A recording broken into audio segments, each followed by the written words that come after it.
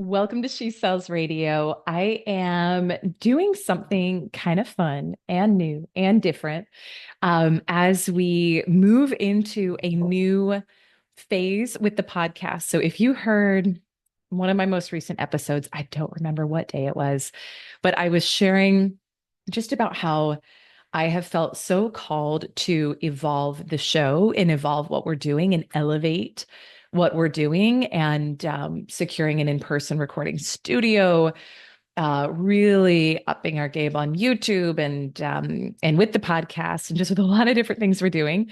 And what I had shared in that episode was, you know how you may have heard the phrase that in the middle of a surgery it looks like a murder.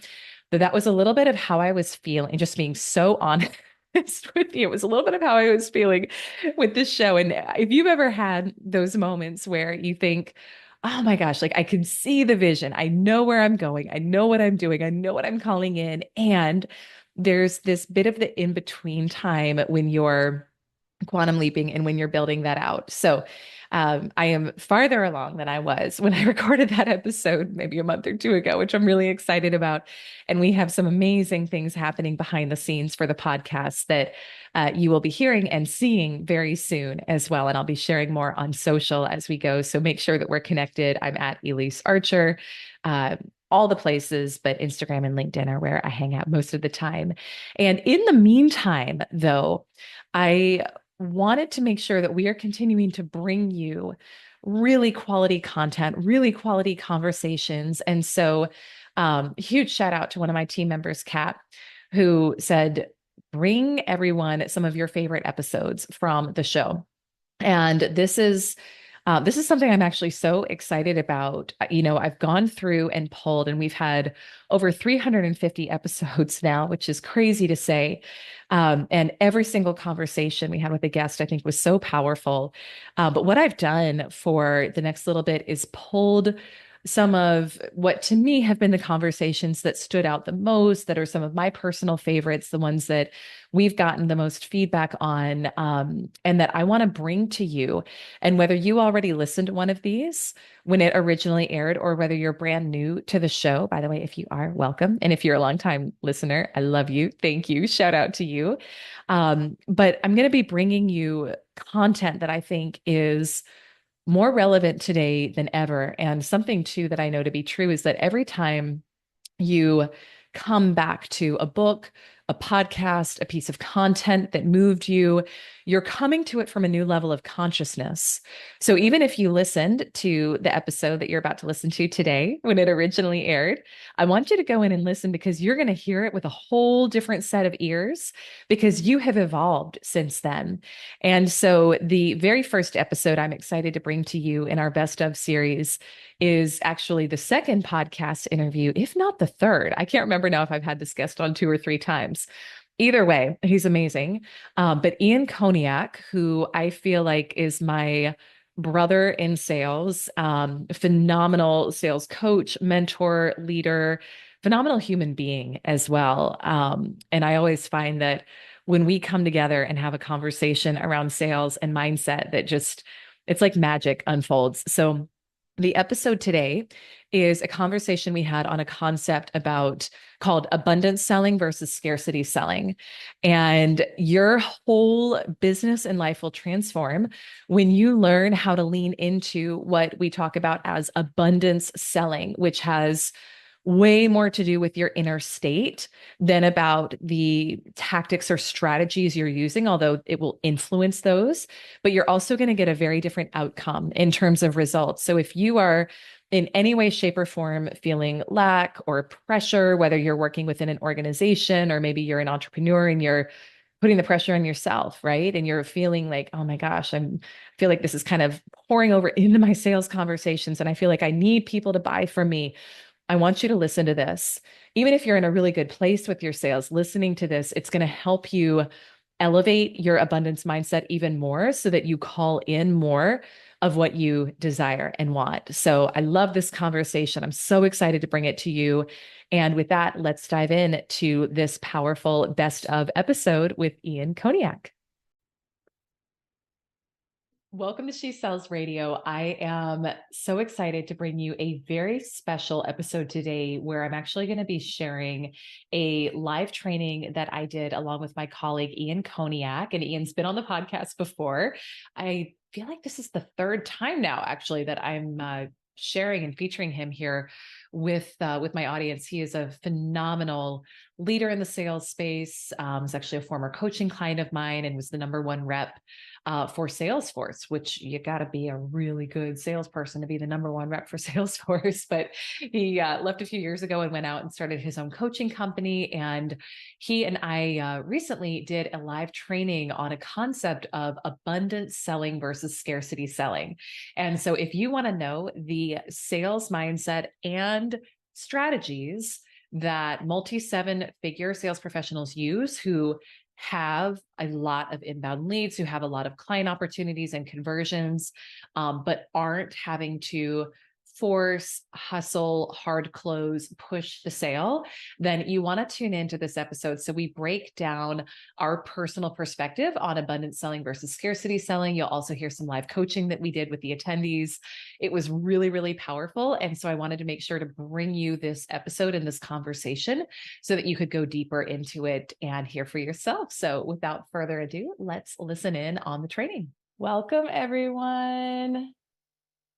Hello, hello.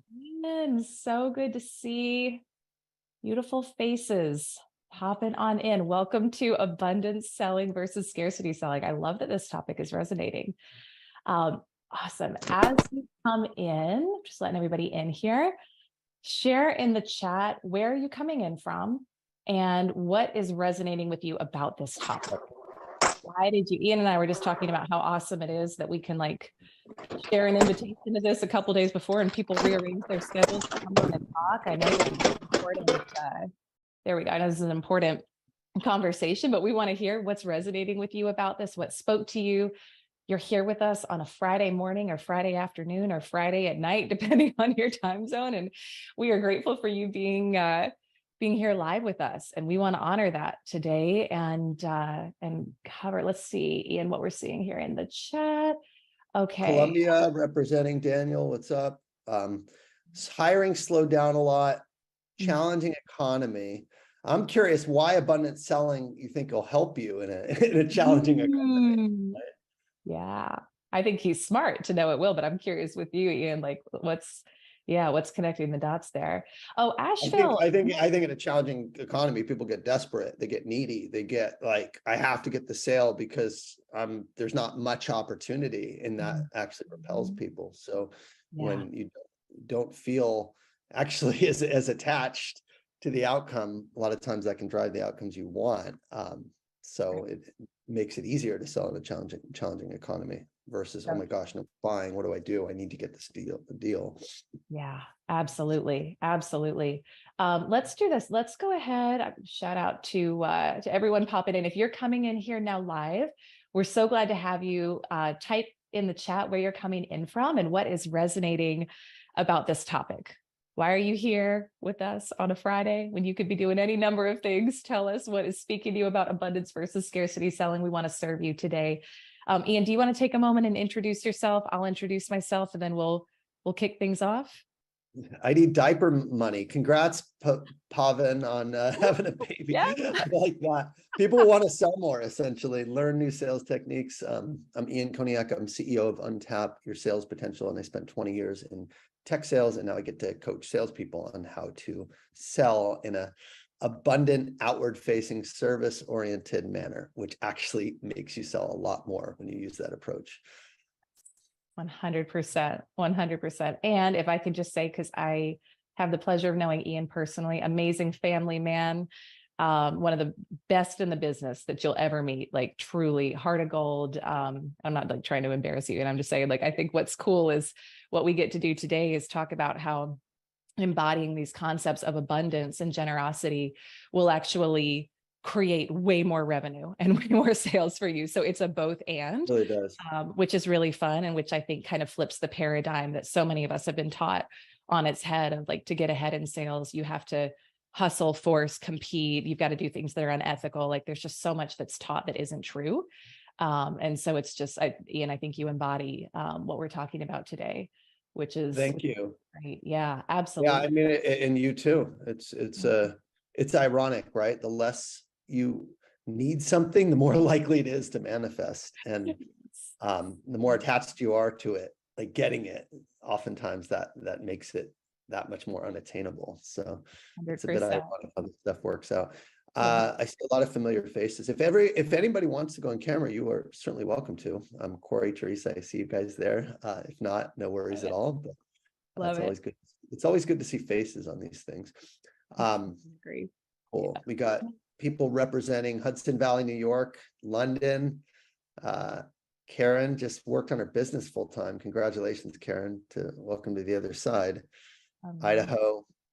People want sales coaching, and yeah. Well, thank you for considering my program, Jason. Hopefully, we can give you a lot of value, regardless of whether you decide to join. So, Love it. um, Kayla nice from to see Nashville. everyone. Cool. Well, I think we're filling up pretty good. So I don't know if you're ready to kick it off, Yeah, Ali. let's kick off. Absolutely. I'll do a quick, I'll introduce myself super quick and then we'll kick off. And we do, who here was here for the last joint training we did? Did anybody join for that? Mindset and Habits of Sales Champions. This was like months and months ago. If you were here, then you know we like to keep it interactive. So we'll be monitoring the chat. I'd love if you have questions on what we're talking about, pop it in the chat. We are going to aim to have time for some live conversation and coaching with those of you who are here live too. So I always think that's fun. So yeah, I'm Elise Archer. I'm the founder and CEO of She Sells and Superhuman Selling. And I think my heart and my mission is similar to Ian's, slightly different with my own angle on it, but spent many years in corporate, hustling and grinding my way to the top.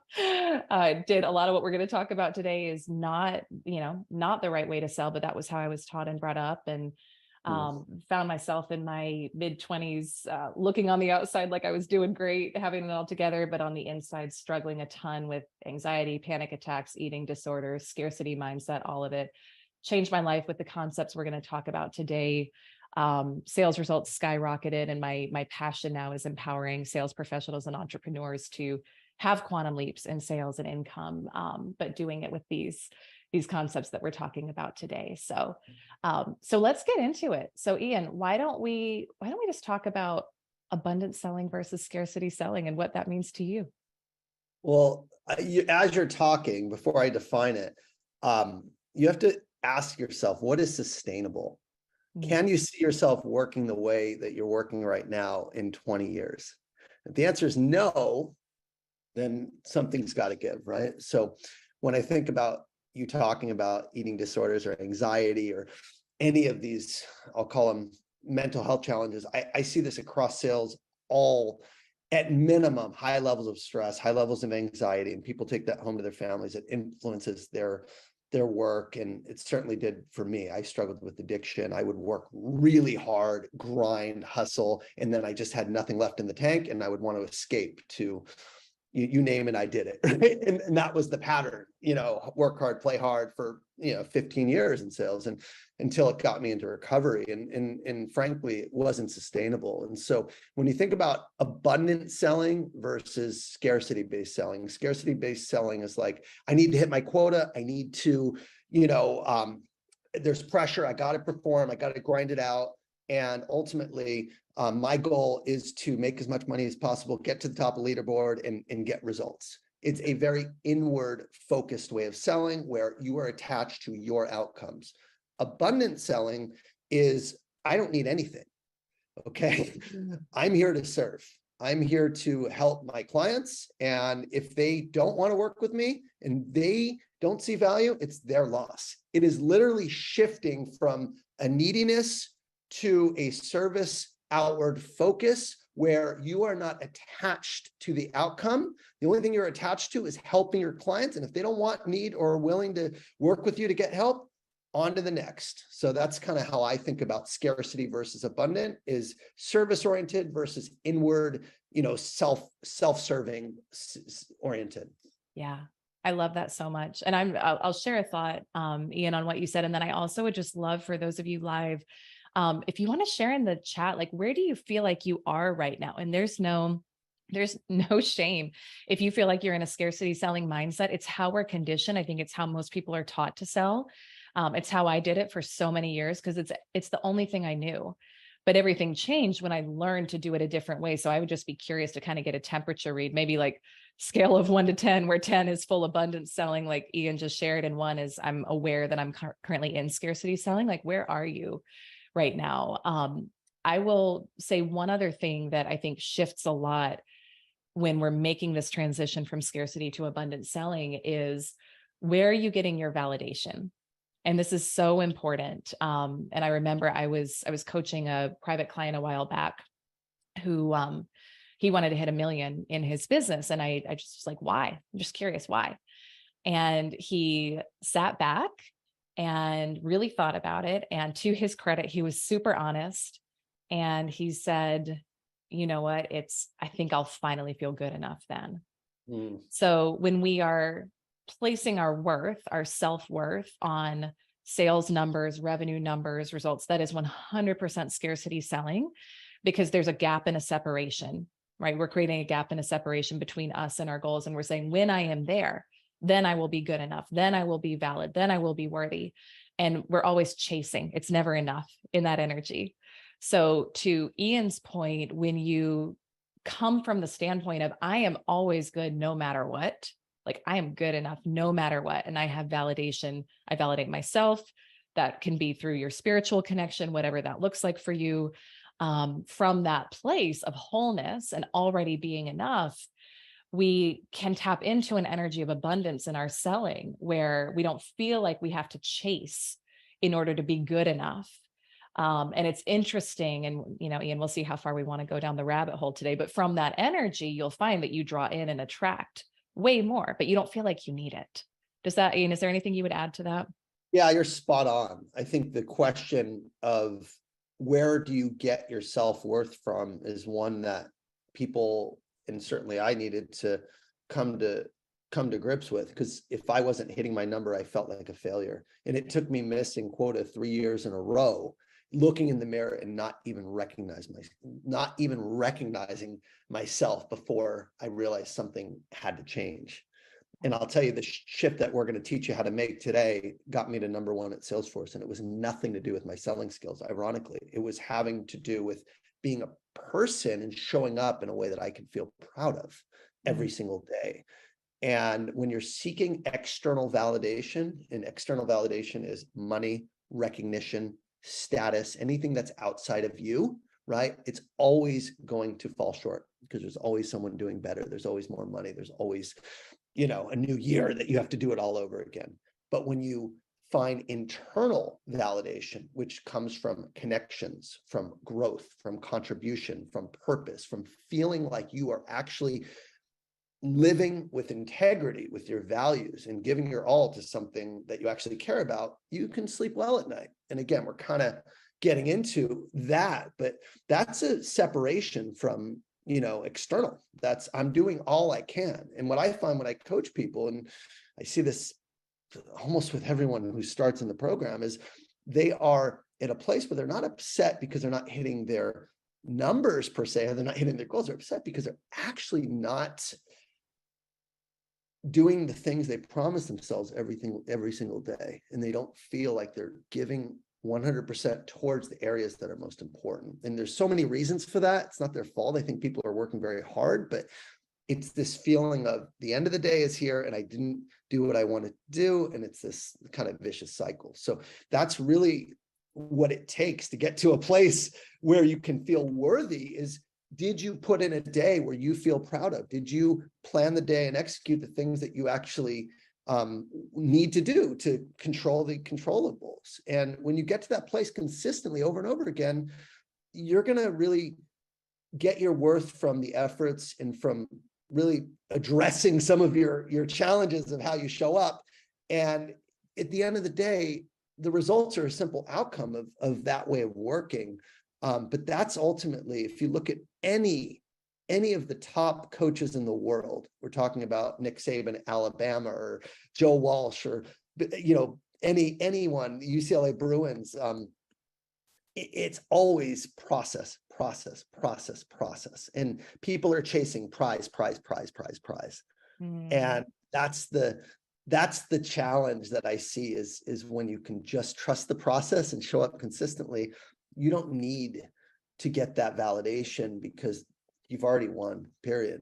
So I think we're jumping ahead a little bit, but it touches on what you're talking about is where does your worth come from? And your worth should come from your effort and getting to a place where you really are doing all you can. And that's hard to get to because of habits and distractions and limiting beliefs and imposter syndrome, you name it, perfectionism. But that's ultimately the work that we're talking about here. I love that. Well, and I think that actually ties in, and I see some great questions coming in the chat, so we're going to circle back to those.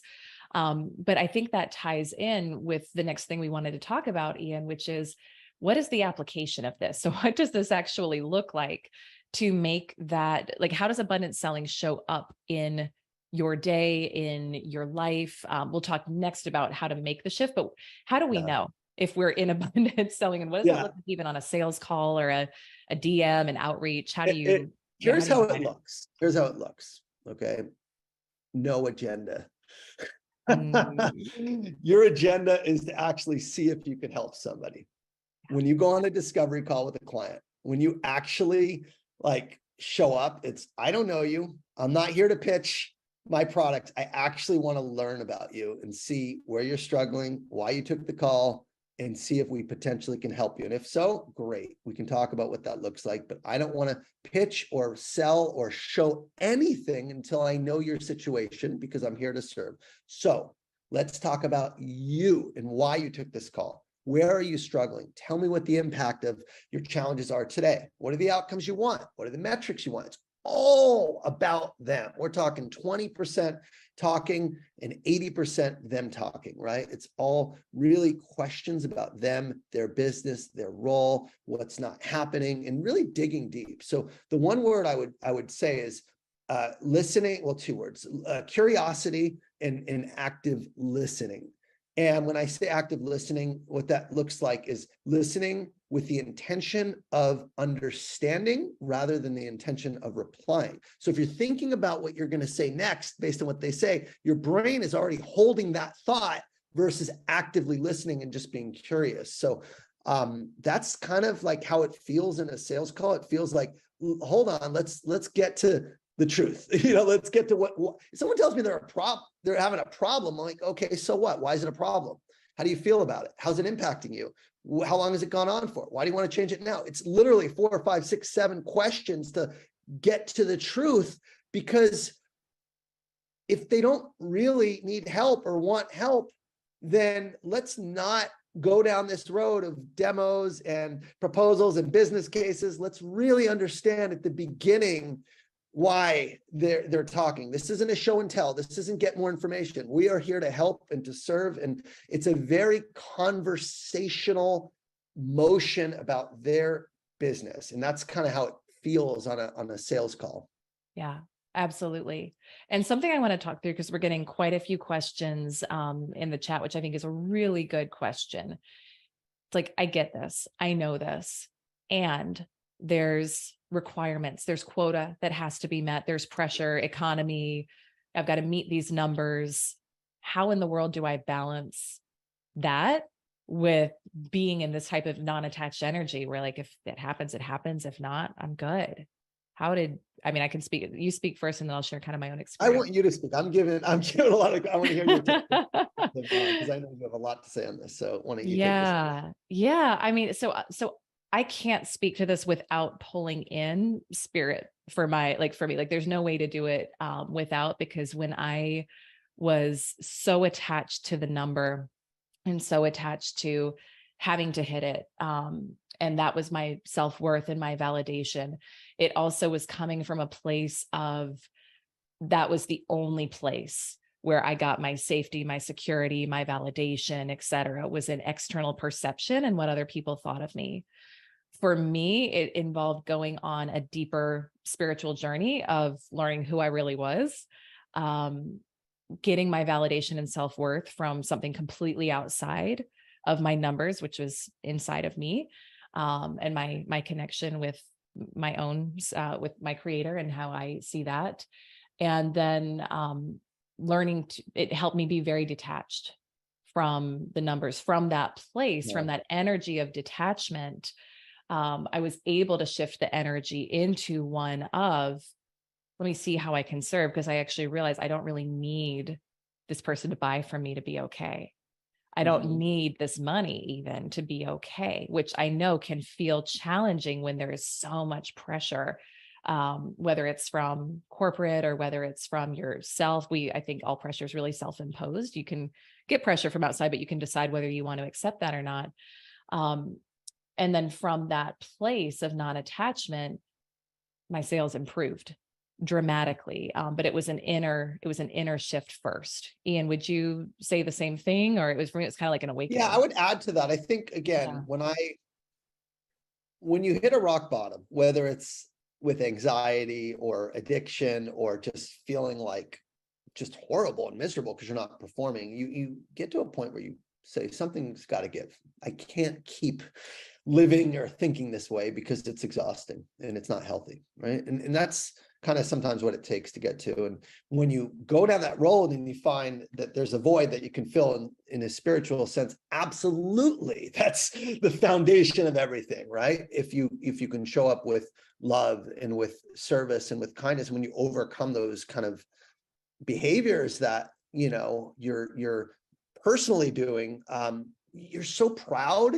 And if I can do this, I can do anything. Sales is nothing. I mean, that's really how I felt when I was able to overcome addiction, and it was like, this is easy compared to that, right? Saving my marriage, wow, this is really bad. So I think that personal piece is really important, to like look at yourself in the mirror and really work on yourself and do that deep work, and that's foundational.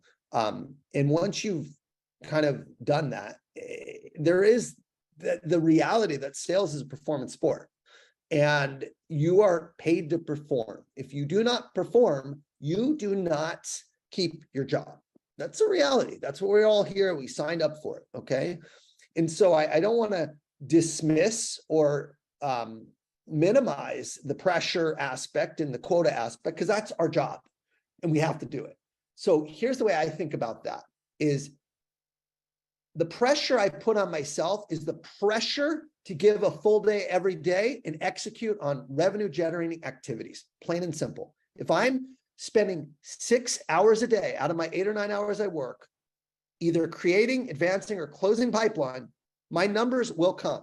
It's the pressure on being able to say no to distractions, say no to time stealers, say no to admin work that doesn't matter, say no to everyone else and everything else, so I can stay laser focused and say yes to my goals.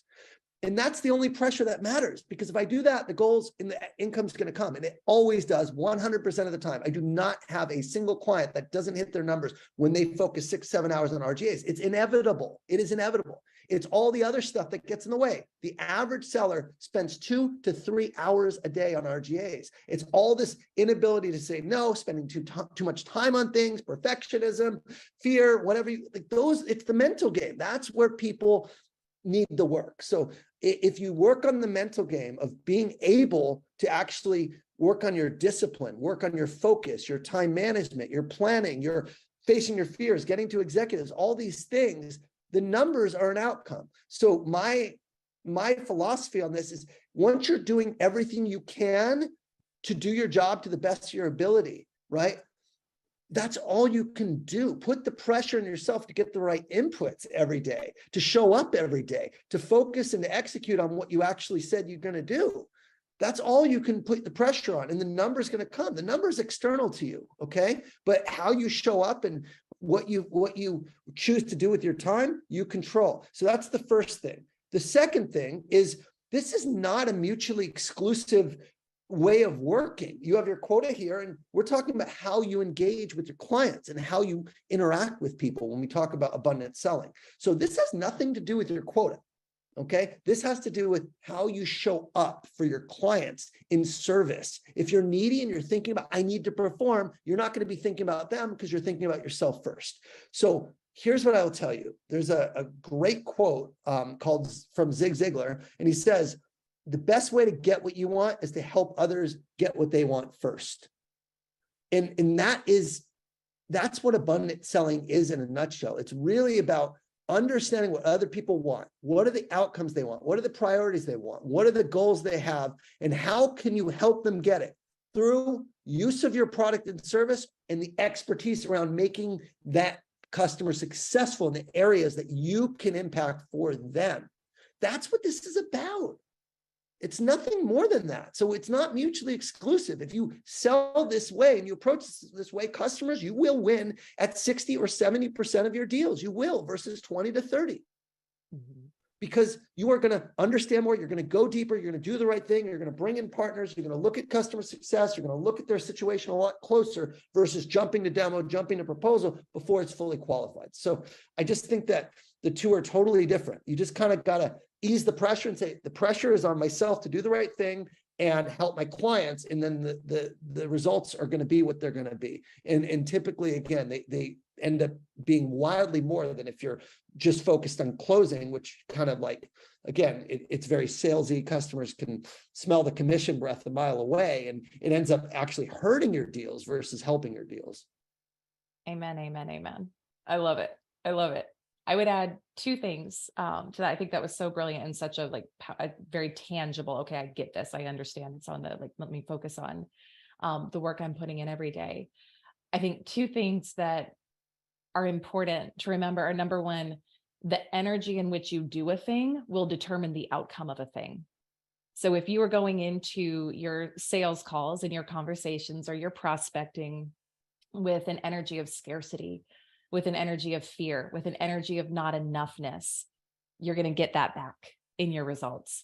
So if you can come into it with that energy of abundance, generosity, service, which, by the way, feels a heck of a lot better to you anyway than the others. So be kind to yourself, like giving yourself the gift of just being able to show up in that energy. You're going to feel better the whole way. You're going to get better results, but your results are going to be mirrored in that. So I'm very conscious of my energy when I'm going into a sales conversation or prospecting, or a webinar, whatever it is, just being so mindful of what's my state right now, because that's going to be mirrored back. You're going to pick up on that. That's going to be mirrored back. Your customers are going to feel that.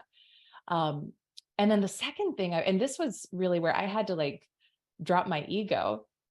It was getting really humble and looking at, when I was in scarcity selling mode, what results is it producing? If it's producing the results I want, cool, then that means I should keep doing it. But if it's not producing the results I want, and it wasn't, there's got to be a different way. Even though my belief systems and my ego are telling me this is the only way to get there, because that's what I've known. So I started studying top producers and I think this is so important with coaching and mentoring, because I firmly believe in it. Obviously, it's what I do. It's what Ian does. But I would start to look at people who not only had the results that I wanted, but also had the energy and the way of being that I wanted. Because you can outcompete, force, hustle your way to the top, but that's still scarcity selling, and you're going to get there. And that's when people have health crises. They have things fall apart in their life. It is never enough. So I want to learn from people who have great results and have the sales and financial results that I want, but also seem to be happy and have a great, for me, family life is important. So have a great family life and they're healthy. And what's their energy and what is their way of being when they are running their day? I love how Ian broke down, just bringing your top performance to everything you do throughout the day, and just really focusing on what am I putting in? Because that is what we can focus on. So I would study okay, if I was studying Ian, it would be okay, how does he show up? What's his energy? Is he generous? Right? Because that was something I had to recondition. Generosity wasn't something I was really conditioned with growing up. And I wanted to be so bad, but I had a lot of limiting beliefs that I was going to get taken advantage of, or there wasn't enough money. And I had to look and be well, is that getting me the results I want? Or go ahead, Ian. You're there's stuff you want to say this, but yeah. I'm just dying right now, because you're right. It's you actually have to be a good person to be a good salesperson. I know it sounds kind of cliche, but what I mean is you have to care about others in a way that is bigger than just you. And I think I didn't, honestly. I think I didn't. I think I cared about myself. I think I cared about my family, but I didn't genuinely care about my customers being successful. I cared about them signing on the dotted line. Yeah. And that's like a big shift now in my program. I mean, it's just like, I really freaking care about helping salespeople. Yes, make more money. Okay, whatever. That's not what I care about. What I care about is helping them feel good about themselves and helping them get to a place where they are the person that they've always wanted to be. People talk about manifesting a lot, and manifesting is like a big buzzword or whatever. And I got interviewed a couple days ago on what is manifestation 2.0. Ooh. And think of manifestation 1.0 as, I want this beautiful home and I'm going to manifest this thing that I want, and I'm going to get to this thing, this future state of having these things. And it can work if you put in the work. You can't just wish something, obviously, but genuinely, if you watch The Secret, or if you watch any of anything on manifestation, it's about having vision, visualizing it, and looking at that every day so you know kind of what you're working towards. But it definitely is like a future, this is what I want my life to look like. Whereas manifestation 2.0 is, this is the person I want to become. And if you think about that, you have that opportunity every day. In other words, what I do every single day is going to determine how I feel at the end of the night. Did I show up living my values? Did I show up with integrity? Did I show up in service? Did I show up working hard when no one's watching? So that's, to me, what really I work on when I coach people is, how do you want to show up? What kind of person do you want to be? And how are you now? And if you can kind of bridge that gap, again, it doesn't matter. The neediness goes away because you don't need anything. Because ultimately what we need is to become the person we've always wanted to become, versus watching ourselves do these things that we know are not with integrity with who we want to be. So that's what I talked about with like manifestation 2.0, because ultimately, if you show up as the best version of yourself every day, Monday to Friday, the results are inevitable. It just doesn't, it doesn't work any other way. What happens though, typically is, people get frustrated. They're overwhelmed. What am I going to do? I have this big list and I abandon ship. I don't want to prospect right now. How am I going to hit my number? And they just get overwhelmed, and it's like they're defeated. Right? Versus, no matter what happens, these are the things I'm going to do today. This is specifically my goals. And regardless of how I feel, I'm going to show up. I'm going to do it anyway, versus letting that feeling of overwhelm or anxiety overtake them. And now they actually don't do the behaviors that they wanted to do. So if you think about kind of mindset, right? In terms of, I'm a huge practitioner of Stoicism, and I read the Daily Stoic every day. And it's just something I live my life by. The way we think about something, let's say quota, I got a big quota, determines how we feel, okay? And how we feel determines our actions, and our actions, okay, determine our results. And so if you feel like, oh my God, this quota is too big, I'm never going to hit it, I'm going to feel anxiety, I'm going to feel overwhelmed, and the way I'm going to be working and my action is going to reflect that. It's going to be a place of desperation. Whereas if I take that same, I got a big quota and no one's hitting their number, okay, which may be the case for some places, and I take that same thing and say, this is a challenge, this is an opportunity, I got to get better, I got to grow from it, and if I hit this, I'm really going to stand out from everyone else in a tough market. Now I'm motivated, I'm inspired, and my actions reflect that. I show up with even more intensity, with even more excitement. So it's the exact same situation, but the way two people can interpret it is, one is scarcity, fear-based, oh shit. The other is, this is an opportunity for me to grow and get better and inspiring. So I just, again, what you're saying really resonates, because it starts with how you think and what you care about. And so, yeah, I just want to provide that context, because that's where everything starts, right? Is your thoughts about a situation. So you got to catch yourself, what story you're telling yourself, what beliefs you have, because that's going to determine how you act. And if you act in the wrong way, you're not going to get the results, and it's going to be a self-fulfilling prophecy, and vice versa. If you act in the right way, it's going to be a self-fulfilling prophecy. Yeah. I love that so much. Literally all of it stems from your belief systems, which by the way, were given to you and you can change them. So I think that's so important. I'm so agreeing with what Ian said, because this is to go back to the manifestation 2.0, which I like that phrase. You don't get what you want, you get what you are. So you can say, I want to hit this sales result. I want to hit this. Are you a match for it? And this is where people get it messed up, because they're like, oh, I'm going to manifest this. I'm going to sit on the couch. I'm going to visualize it and see it. And to Ian's point, that maybe occasionally, right? Occasionally, but it won't last. So if you want to create true lasting change in your results, you have to become a match for it. And that means, what are your thoughts about what you're doing? What are your feelings? And then what are the actions? So this is something I have my clients do, and I do it for myself too, because it literally is. And I love how you said it's like the real gift, the real prize is becoming someone who you're really proud of, and That's right. becoming someone that's actually the gift. You think that what you're going for is the money. You think that what you're going for is the sales numbers. The actual thing that you are going to be so elated with is who you transform into when you start focusing on being a match for what you want. And so just keep a note on your phone. This is something I do. And I have old personality versus new personality. And I'll look at, all right, what's my goal that I'm going for? And then what are the thoughts, feelings, and actions of someone who would have that goal manifested in their life? And this is part of the value of coaching and mentoring, is like, this is why I invest in the coaches I work with. I want to know how they think. I don't want them to give me a secret strategy necessarily. I want to know how they think, because I want to learn to model my thoughts off of theirs, because I know if I can learn to think in the right way, to Ian's point, I'm going to feel differently, and then I'm going to take different actions, which will get me a different result.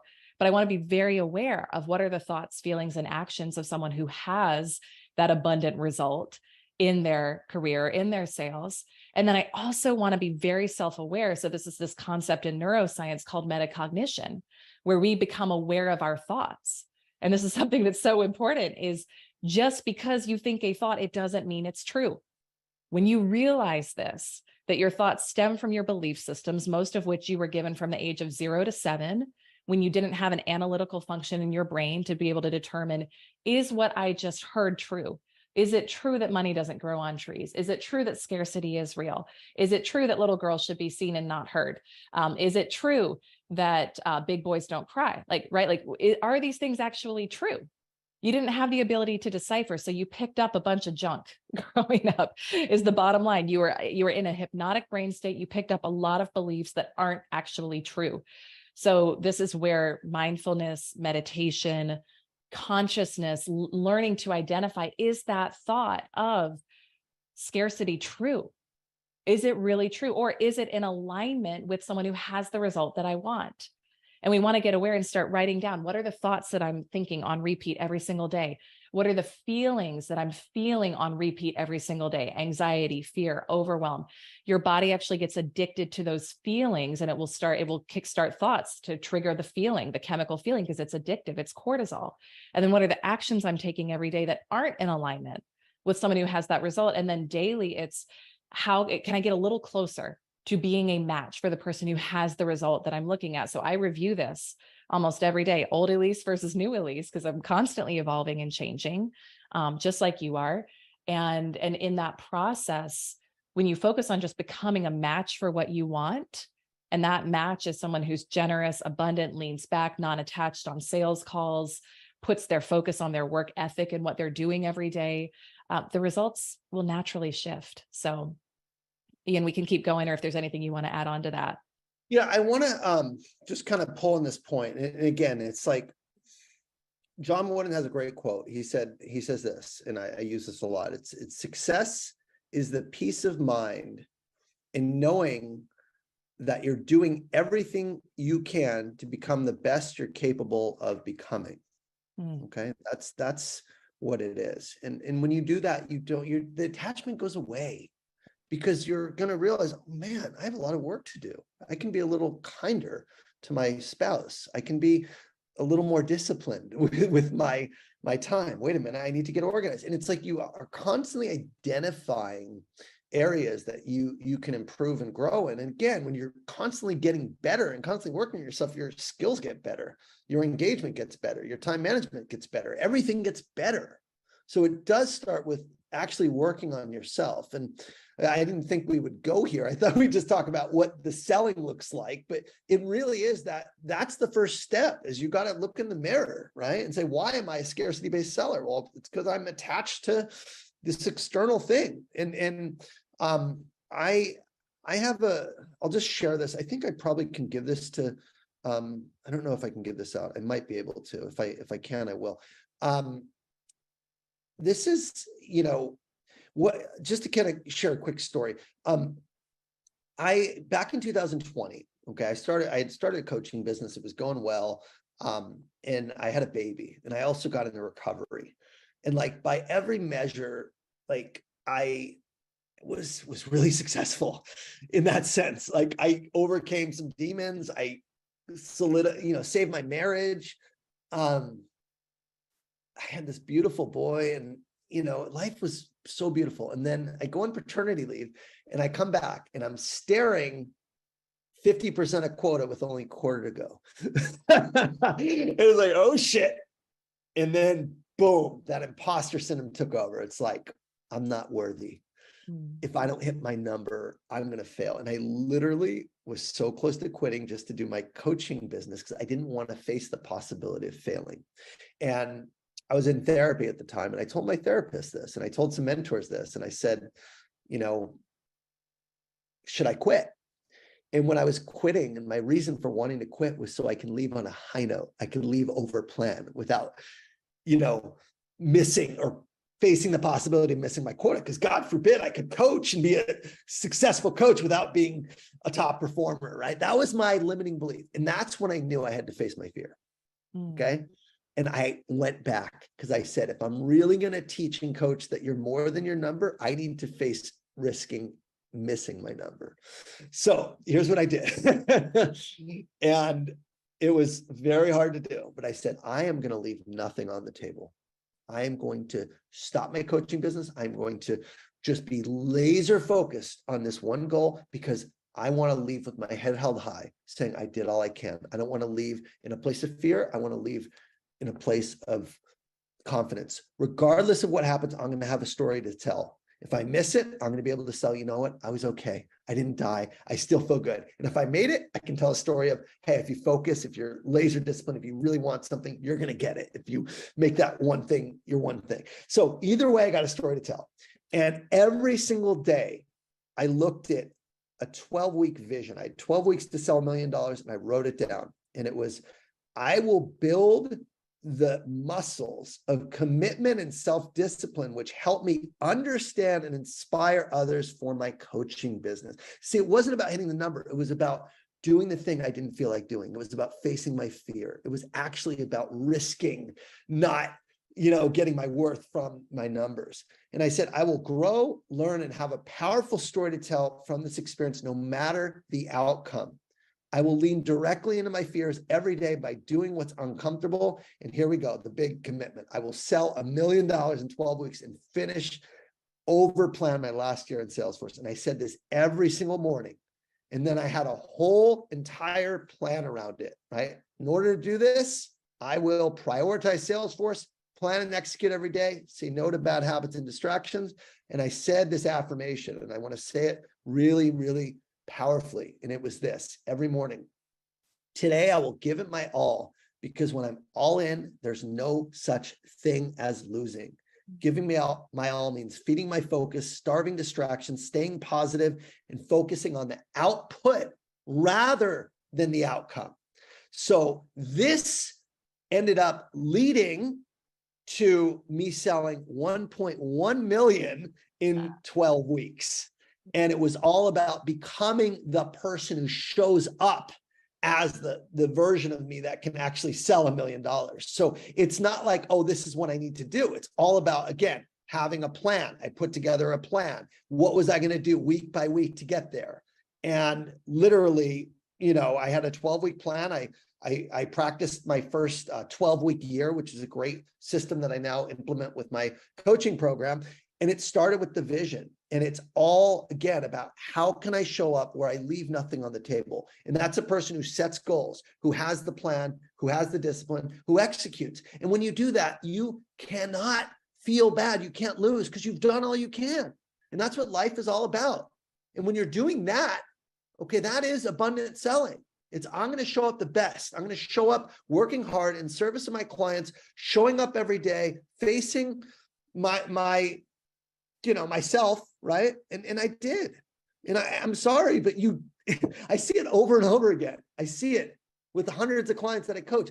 They do this and the results come, and know where they come from? Usually they come from somewhere you least expect it. Some lead came out of nowhere, some opportunity that you didn't think was going to close, resurfaces. But God always rewards you when you show up with integrity, work really hard, and do the right thing. You get rewarded. You get that aha, pat on the back. Yes, you get your number. Yes, you hit it. Okay. But it's hard to do that. It's hard to do that. What I'm talking about, it's not easy to show up every day. I get that. That's why, again, mentors, coaches exist. That's why environment of other people to lift you up, to help you during these times of doubt. So anyway, I just want to share that story because it's so relevant to everything you're saying, Elise, and it really does make all the difference. Because at that point, there's no such thing as losing when you get to that place where you've done all you can. So good. Oh my gosh, it's so good. There's so many people inspired in the chat right now. Wow. Good. Ian, do we want to open it up? Yeah, no, that's incredible. Do we want to open it up for some questions and talking? Yeah. I think live coaching. Are you up for if we have people raise their hands and we can? If you could, yeah, if you can raise your hand in the chat, Lisa and I will coach any questions you have for the next 12 minutes or so, and then we can go from there. Yeah, it's intense because I feel very passionately about it. Yeah. And I think the goal in life. It is the goal in life. It's all that matters. It's the only thing that matters in life is getting to be the person you've always wanted to be. And it's an everyday job, brother and sister. It's an every single day job. Yeah. And you can switch in an instant. I think that's what's so powerful too about what you're saying here, Ian, is like, if you're listening to this and you're like, man, I haven't been showing up that way, just decide you're going to do it now. Decide you're going to start now. Like, what would that energy be like? What would that intensity be like for me to start to bring into the things I can control every day? And what would the rest of today, you got rest of Friday, what would that look like for you? Right? And have fun with it. Does anyone want, so we've got some questions in the chat, which we can go through. Does anyone want to come off mute and share a question or be coached? I think this is a really good opportunity. Take advantage of it. There are no bad questions. If you have a question, somebody else does. I promise you, it's going to help somebody else by you asking your question. Awesome. Daniel, I see you've got your hand raised. Let's have you come off mute. Thanks, Elise. I really admire your work. I've been following you. And I'm going to be completely honest. This is my situation. I joined the company. I received an underperforming team. I turned it around. Then I was up for a promotion. I'm a sales manager to a director. It didn't come because we got switched. I was going to be promoted to senior sales manager. I wasn't put up for nomination by my director. She had other thoughts. I feel like doors are closing in. My team started to underperform because our quotas got really increased this year. So I feel I'm in scarcity. That's why I'm here. And I don't know how to turn it around right now. You go first, Ian. All I heard was external, my friend. I heard doors are closing. I didn't get the promotion. My manager had other thoughts. You're already in that space of negativity where I'm screwed. I'm a victim. And the question is, how do you turn that into an opportunity? How do you say, this is going to make me hungrier? And I don't need that validation of a promotion. I don't need that. I'm here to serve my team. I'm hearing it's all about you, but your team is underperforming. As a leader, your job is to make your team successful. And it feels like you're making it more about you. So I'd say reframe, how can I do the right thing, which is show up for my team? Because if you're showing up, making it about you and your promotion, your team is going to suffer. The culture of the team is the behavior of the leader. And so I'd say this is an opportunity to say, none of that matters.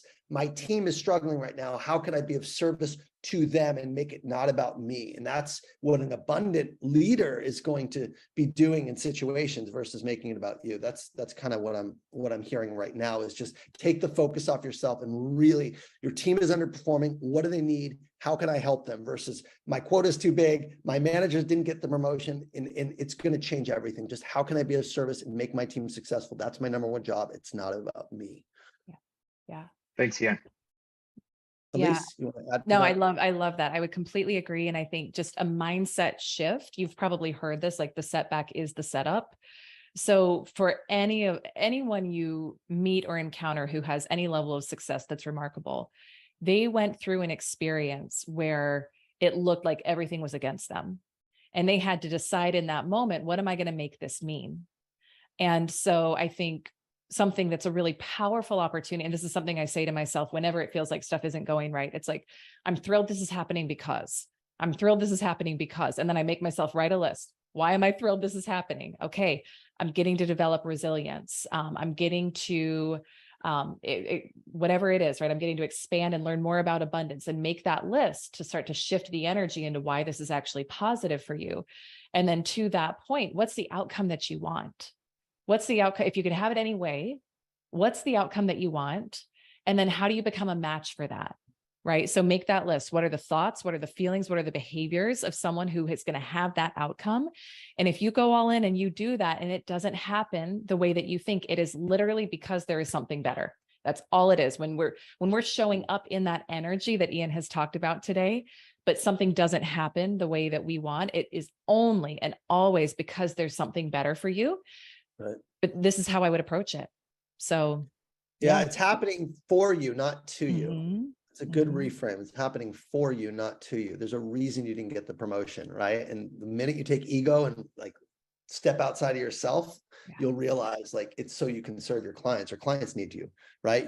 Your AEs need you. It's happening as an opportunity for you to grow, essentially. Because whenever bad shit happens, that's a growth opportunity. And it's not bad shit. It ends up being great shit. It ends up being the best thing that could have happened, but you don't see it in the moment when you're just, again, this is happening to me. No, it's happening for you. The problem is the gift. The problem is the opportunity. Again, and it takes every day absorbing content, right? Mental toughness mantras, stoicism, faith, the way of the wise, you have to ingest every single day so you can have this mindset. Because if you're going at it alone, the world's against you, right? That's the thing. But when you're in a place of abundance, it's all for you. It's totally different. Whatever happens is for me. That's the way I look at it. If it's not good, it was not meant to be, right? And it's probably going to lead to something else. So thank you for that, at least. Akil, is that the pronunciation? Yeah. Did I get that Hey right? Ian, hey Elise, Hey. how's everybody doing? Good to see you. Welcome. Yeah, I like Thank your you. background. Way Thank to you. go. I appreciate that. Blue is one of my favorite colors. But my question for you guys is, to be honest, I'm not in sales. I used to be, but I believe sales and whatever career path that we do choose, you are selling yourself. So my question is, how do you keep a positive mindset, even though when things are, kind of stressing you out at work and you want to get to the abundance? I'll take it first if that's cool. I think Yeah, I think it's some of what we talked about. What are you looking at? What are you focusing on? Because there's two sides of everything, right? So there's things we can look at and say, that's really hard, that's tough, etc.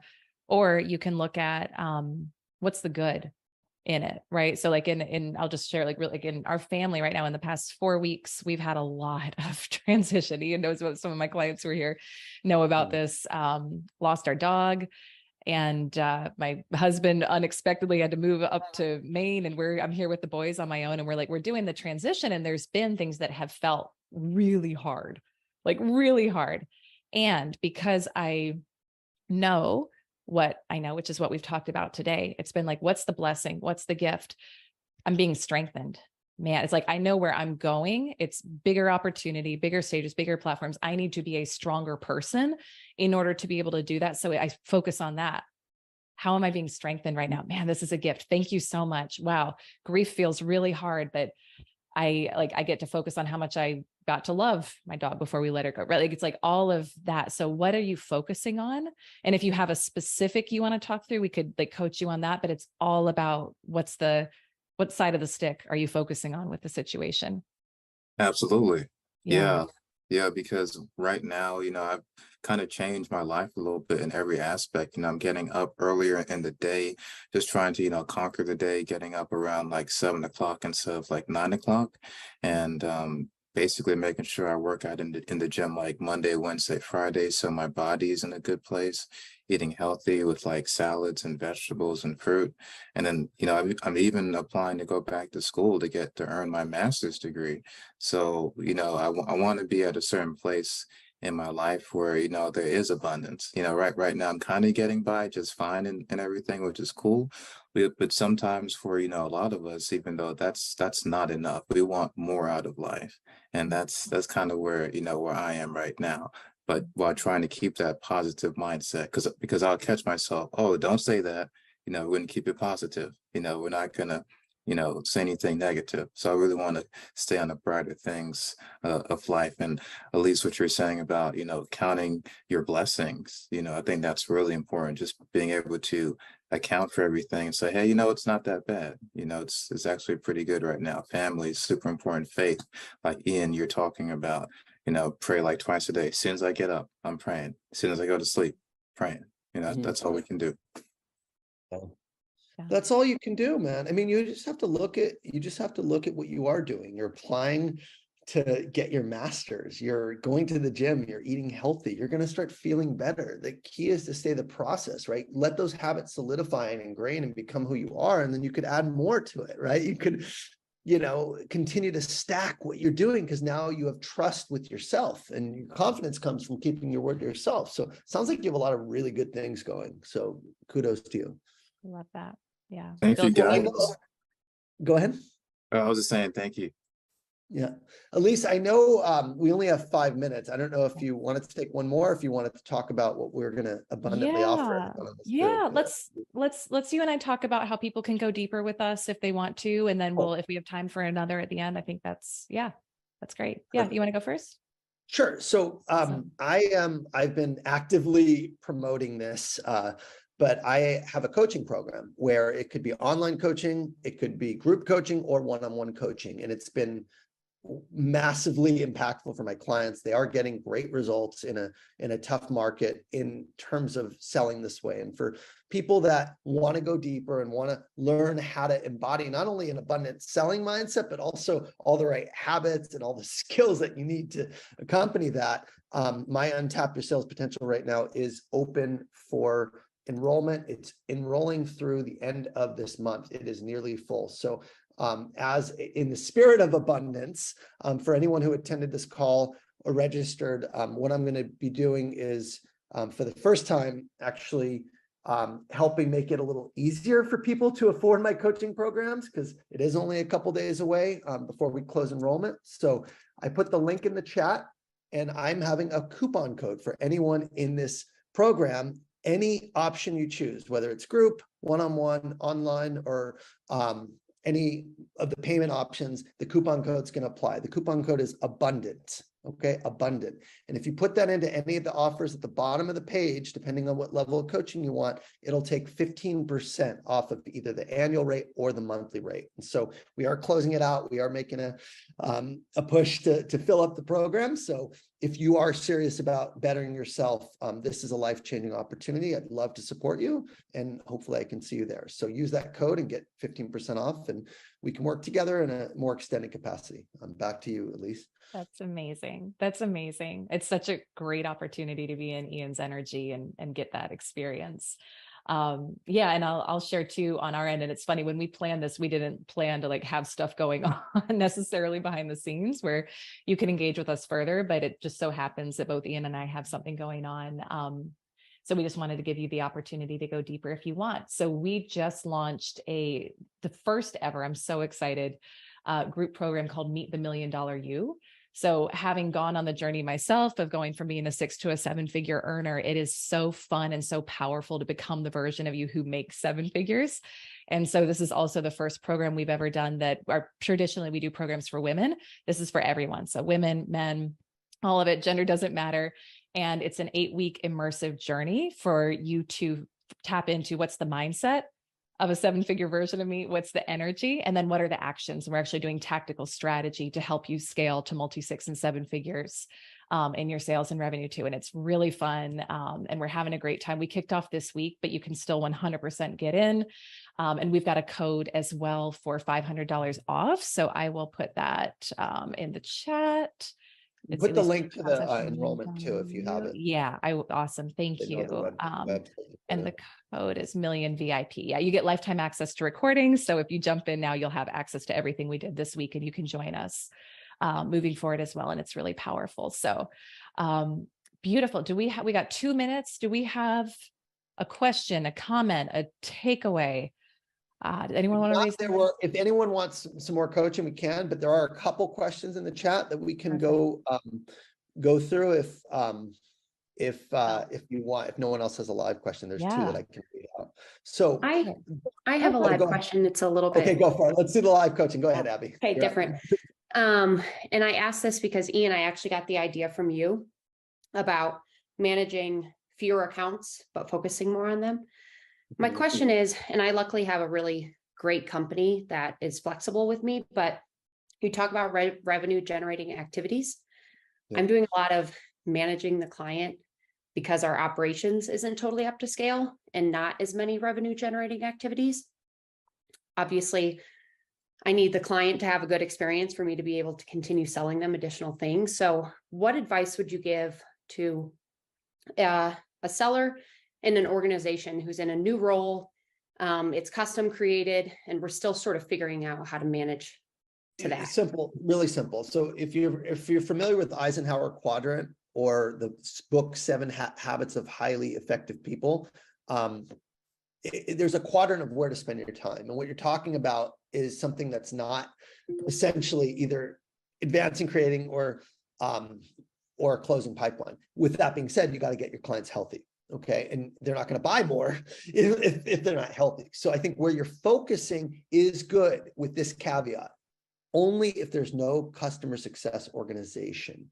You see, if you have a customer success manager or someone who's supposed to be doing that, and then you're taking over, you're actually doing a disservice because you're not letting that person actually do what they're supposed to do. And if they're not capable or not good at it, then you're doing a disservice because you're not escalating to leadership to get the right resources to serve that customer. So that will depend. Some startups don't have that in place, but most big companies do. And what I see is reps take over and they, basically do the job of the success organization.